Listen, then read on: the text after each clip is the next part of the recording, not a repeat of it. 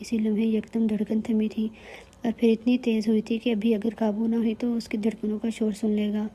اس کی خوشبو کے اثار نے اسے جکڑا تھا۔ وہ کہاں تھا سمجھ نہیں آئی، پر خود پر وہ اس کی گہری نظروں کی تپش محسوس کر رہی تھی۔ آج نگاہوں سے جکڑنے کا ارادہ رکھتی ہو مسز وجدان؟ اس کے جملے پر دھڑکن رک سی گئی تھی۔ تھوڑا خیال کرو، عشق میں جادو حرام ہے میری جان۔ کان پر سلگتی سانسیں اور اس کی سرگوشی اب خود کے قریب ترین محسوس ہوئی تھی۔ اس کا حصار اپنے وجود پر لپٹا سا محسوس ہوا تھا۔ پاس ہو آپ تو پھر کہاں ہو؟ مجھے نظر کیوں نہیں آ رہے وجد؟ آنسوں کی آمیزش میں بولنا چاہتا۔ شش، تمہاری دھڑکنوں میں، سانسوں میں، ہر جگہ ہوں میں، غور کرو لمس۔ کوئی سادگی میں کیسے کسی کو دیوانہ بنا سکتا ہے؟ تم پوری جادوگرنی ہو۔ گردن سے بال ہٹتے محسوس ہوئے تھے۔ بتاؤ، اپنے ہونٹوں سے اس کے گردن کو چھوتے کہا۔ مٹھی اتنی زور سے بند کی تھی کہ ناخن اپنی بے داغ ہتھیلی میں کھبور ڈالے۔ جانے کتنی ہی دیر بند ہوئی آنکھوں سے اس کی محبت بھرے لمس محسوس کیے تھے۔ چہرے پر آئی آوارہ لٹ پیچھے کی اور بے ساختہ وہ پلٹی تھی، پر وہ نہیں تھا وہاں۔ بے قابو دھڑکنوں کے ساتھ اب آنسو بھی آئے تھے۔ وہ سب اس کا خیال تھا، وہ پاس نہیں تھا، یہ تلخ حقیقت تھی۔ وہ چاہیے تھا پاس، پر وہ کیوں نہیں تھا؟ حالانکہ اس کا سامنا بھی نہیں کرنا چاہتی تھی، اپنی کیفیت سمجھنے سے قاصر تھی وہ۔ وہ گولڈن نیٹ کی شارٹ کام والی شرٹ پر میرون سادہ دوپٹہ اوڑھے تھی، سیدھے بال سائیڈ مانگ نکال کر لاپرواہ چھوڑے۔ ایک ہاتھ میں چند سٹون والی چوڑیاں تھیں اور بس کانوں میں جھمکے تھے۔ میک اپ میں بس لپسٹک ڈارک میرون شیڈ کی تھی۔ دو پٹی سٹیپ والی ہیل میں دراز قد مزید اسے سب میں نمایاں کر رہا تھا۔ گلاسز لگائے وہ گرینی کے ساتھ داخل ہوئی۔ وانیہ کے بہت زیادہ اصرار پر وہ گرینی کو بھی ساتھ لیے اس کے بھیجے ہوئے ڈرائیور کے ساتھ ہی آئی تھی۔ لک ڈیسنٹ، پہلا لفظ اسے دیکھتے ادا ہوا تھا۔ مراد کی نظر پڑی تھی اور پھر پلٹنا بھول چکی تھی۔ کیسی ہیں گرینی؟ وہ پاس جاتے خوش اخلاقی سے بولا تھا۔ نظریں تو بھٹک کر اس پر جا رہی تھیں جو نامحسوس انداز میں دوپٹے سے لڑ رہی تھی۔ چلیں میں آپ کو لے کر چلوں؟ گرینی کا ہاتھ پکڑتے کہا۔ میں لے جاؤں گی۔ مریم نے اس کا بڑا ہاتھ نظر انداز کرتے اس کی اوقات بتائی۔ خود کو تو سنبھال لو۔ پاس سے گزرتے اس کی بڑبڑاہٹ پر آگ برساتی نظروں سے دیکھا۔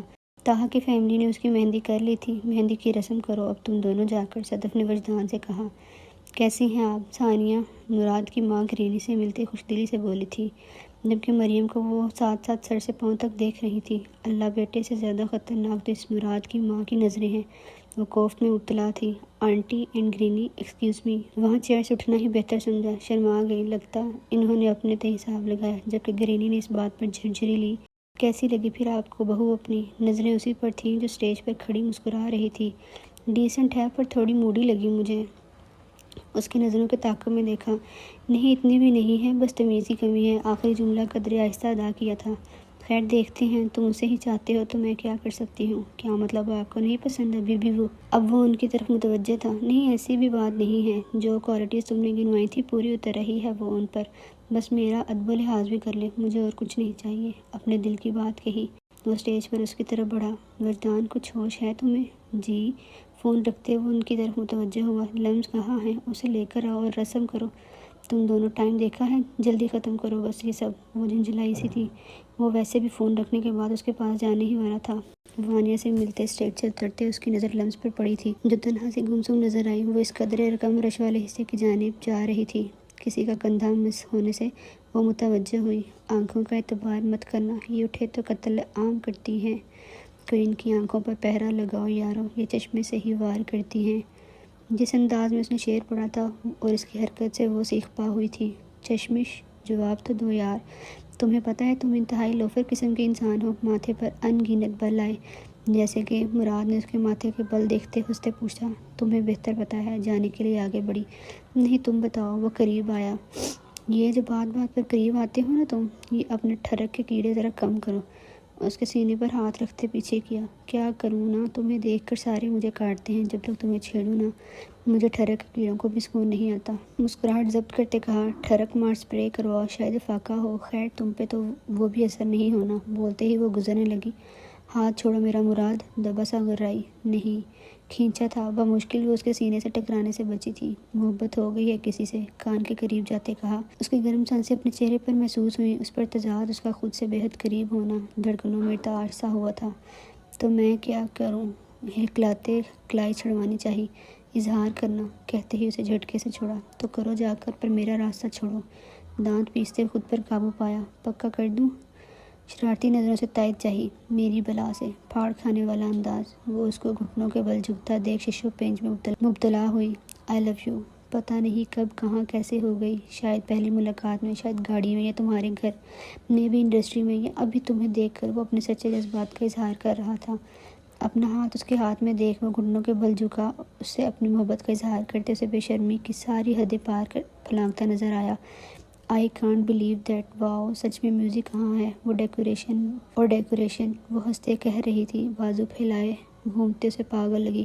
کیا تم بھول گئے ہو، میں اپنی نمائش کرنے والی لڑکی ہوں، مسٹر جمعرات جہانگیر۔ یہ خاصا طنز کیا تھا مریم، وہ سب ایک لفظ نہیں، میں وہ لڑکی ہوں جو اپنے باس کے ساتھ شٹ اپ۔ وہ دھاڑا اور اس کا بازو دوپچہ تھا۔ تمہارے لفظ ہیں برے لگ رہے ہیں اب۔ او آئی سی، کیونکہ اب تمہیں مجھ سے محبت جو ہو گئی۔ کل تک تم نے مجھے تھپڑ مارا تھا نا اسی بات پر۔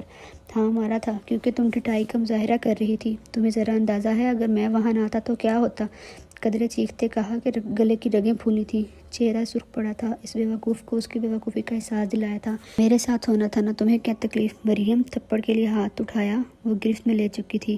ایک دفعہ تم یہ حرکت کر چکے ہو، بار بار نہیں، سمجھے؟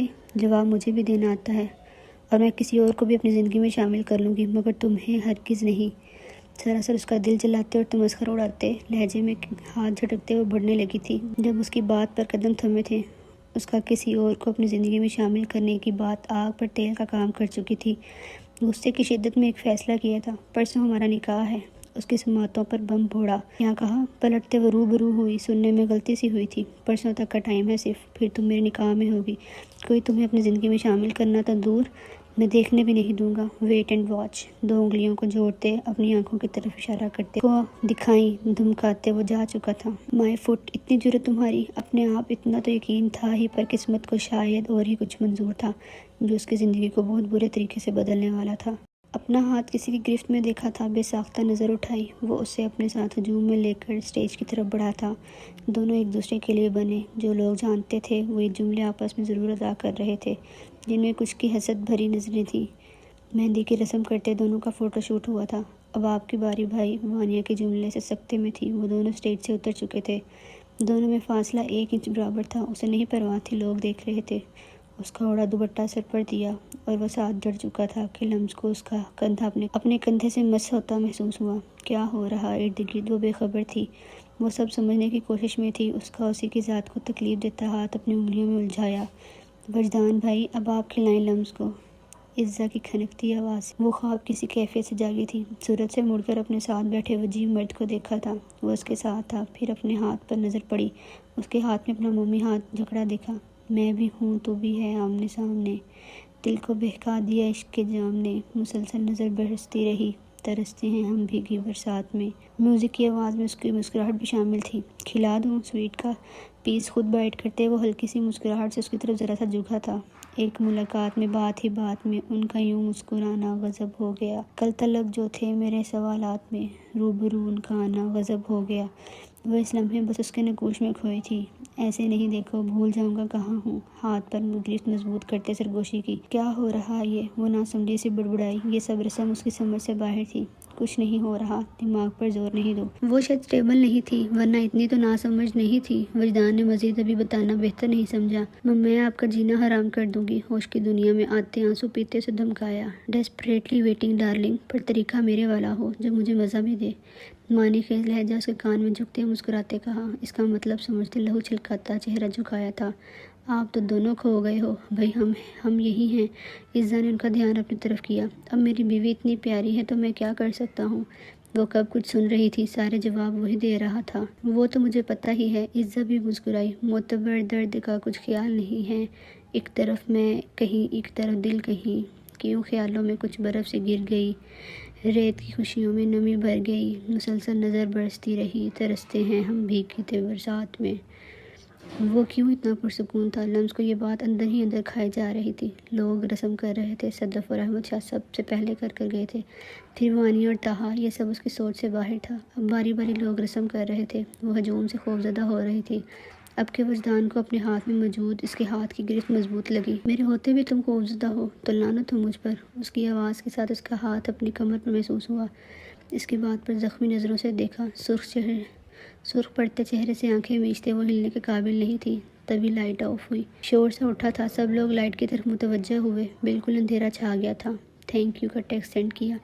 تیرے لیے کچھ بھی، مراد کا جواب پڑھتے وہ مسکرایا۔ کینڈلز کی ہلکی سی دور سے آتی روشنی تھی وہ اپنے اوپر جھکتا محسوس ہوا۔ تم خود بھی مجھ سے دور نہیں کر سکتی ہو وجدان کی جان۔ اس کا رخ اپنی طرف موڑا، وہ بے جان ہوتی سانسوں سے اس کے رحم و کرم پر تھی۔ اپنے ماتھے پر اس کے ہونٹ محسوس ہوئے تھے، لاشعوری طور پر وہ اس کے سینے سے لگ چکی تھی۔